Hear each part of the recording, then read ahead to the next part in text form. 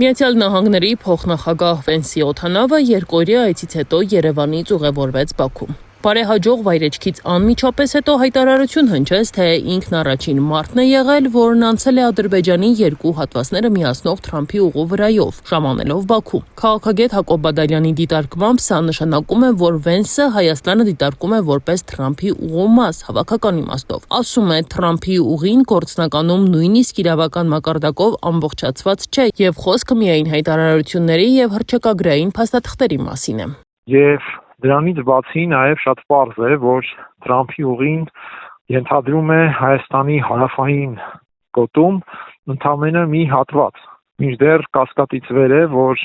J.D. Vance-ի օդանավը դեպի Բաքու շարժվել է ամենևին ոչ այդ երթուղով։ Հետևաբար ես Միացյալ Նահանգների փոխնախագահը ձևակերպում է, որ ինքն առաջին մարդն է, որ թռել է Թրամփի ուղով, որը միացնում է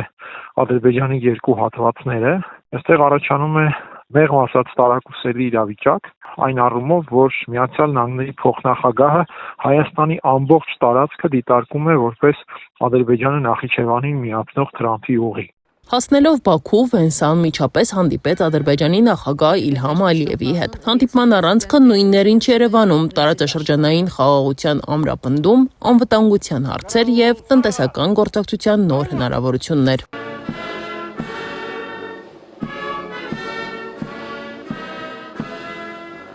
Քննարկումների ավարտին կողմերը ստորագրեցին Միացյալ Նահանգներ Ադրբեջան ռազմավարական գործընկերության խարտիա, որը ամրապնդում է գործակցությունը ռազմավարական ոլորտներում եւ ընդգծում Միացյալ Նահանգների ակտիվ դերակատարությունը Հարավային Կովկասում։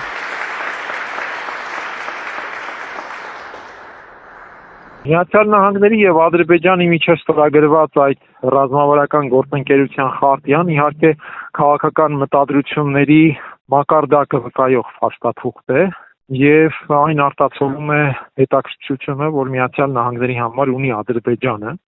Այդ հետաքրքրությունը իհարկե նոր չէ։ Միացյալ Նահանգները մշտապես այդ խորհրդային ժամանակաշրջանում մշտապես այդ հետաքրքրությունն Ադրբեջանի հանդեպ ունեցել է։ Միացյալ Նահանգները տարիների ընթացքում մշտապես մեծ հետաքրքրություն է ցուցաբերել Ադրբեջանում եւ այժմ Թրամփի վարչակազմը դա պաշտոնապես ամրագրեց ռազմավարական գործընկերության խարտիայի միջոցով։ Գործնականում իհարկե սա արտացոլում է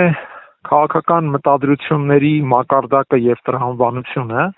Իհարկե գործնական քաղաքականությունը արդեն պայմանավորված է լինելու շատ ավելի կոնկրետ ուղղություններով կամ ոլորտներով գործակցության մասին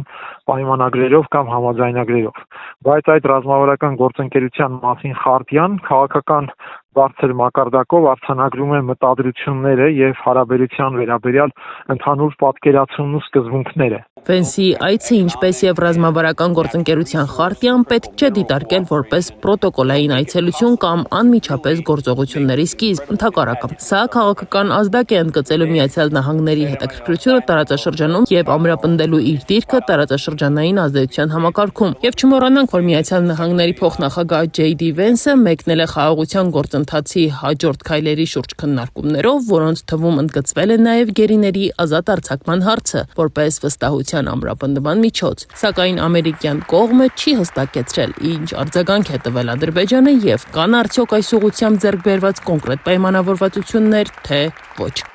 Նանե Հայրապետյան, Գեղամ Ղազարյան, ABC Media։